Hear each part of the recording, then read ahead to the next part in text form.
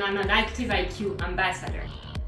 Today I would like to show you two techniques that can be used to stretch after a session, for example.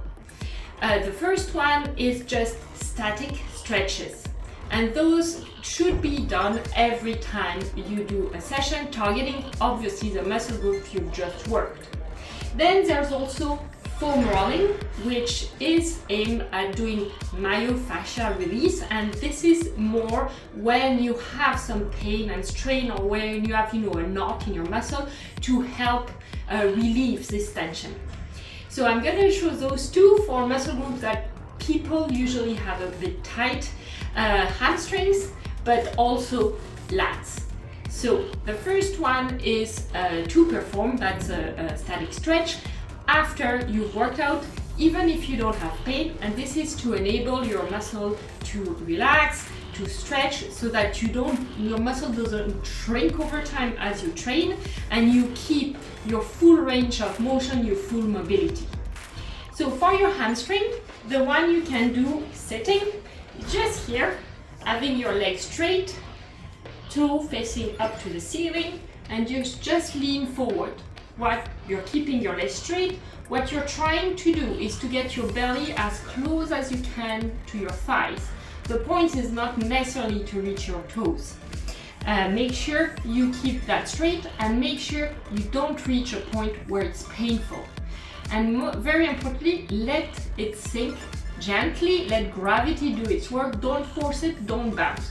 And just stay here for 30 seconds. That's a first example of a stretch. There's a lot of different stretches you can do for your hamstring, and you can ask your personal trainer about these. Now, if you do have a hamstring tightness and you notice a little ball in your hamstring, then it might be a good idea to use the foam rolling technique. So let's say I have a tightness in this hamstring.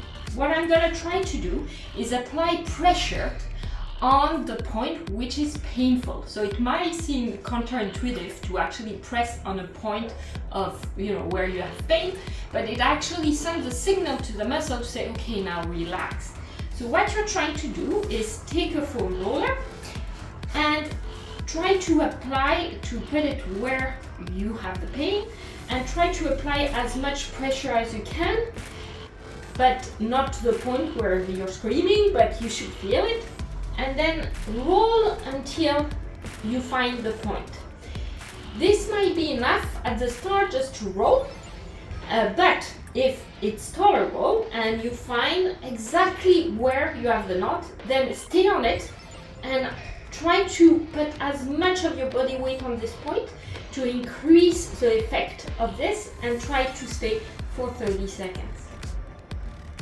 So that was an example for your hamstring.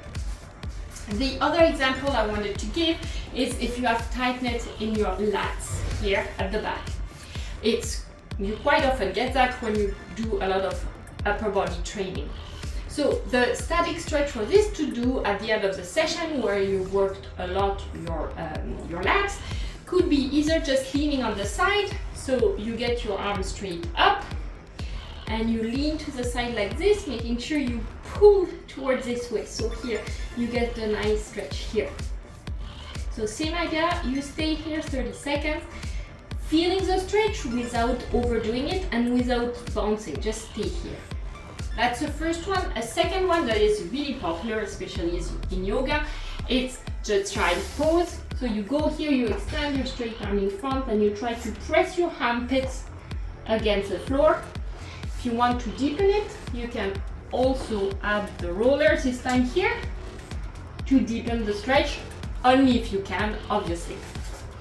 Now, if in your lats you have a point of pressure, a point of pain, so if your muscle is tight, then here's the foam rolling technique, same idea. You find the spot where you're painful, you apply as much pressure as you can, and then you roll here.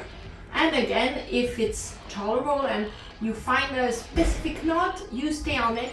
You try to stay here, applying pressure for 30 seconds. So that's some example on two muscle groups which are often tight. of both the static stretches you should do at the end of each session when you're working these muscle groups, but also if you have a point of tightness, the foam rolling technique, which is really useful to get this myofascial release and to get rid of the pain. I hope this was helpful. Again, don't hesitate to ask your personal trainer or any other fitness professional for more information about this. See you soon!